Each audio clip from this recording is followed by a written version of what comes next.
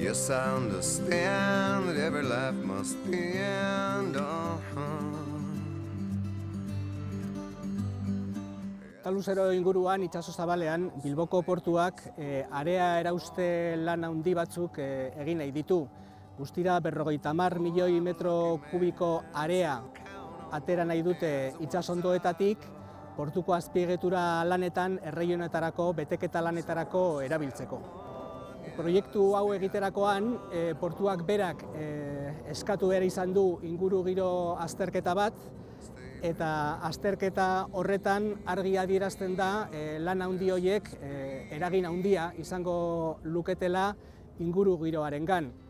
Batetik fauna eta florarengan, arrantzarako ere eragina izango luke noski, baina baita ere korronteak aldatuko lirateke, olatuengan ere eragina izango luke, eta guzti horrek sortuko lituzke aldaketak Getxoko Ereaga eta Arrigunaga hondartzetan.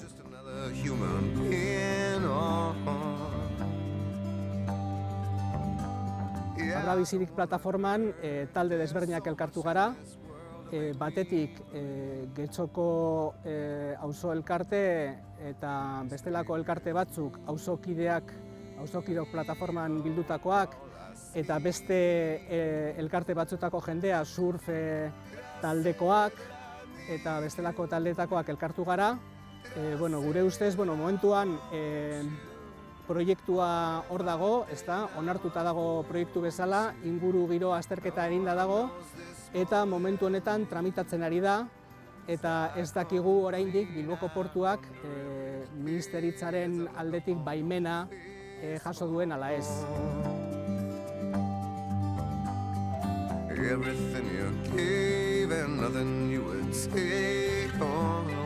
Gure ustez, lan horiek guztiz legez kanpokoak dira, material horiek ez dituztelako hondartzak berreskuratzeko erabili nahi, baizik eta portuaren azpiegitura lanetan erabili nahi dituztelako, eta estatuko kosta legeak hori espreski debekatu egiten du.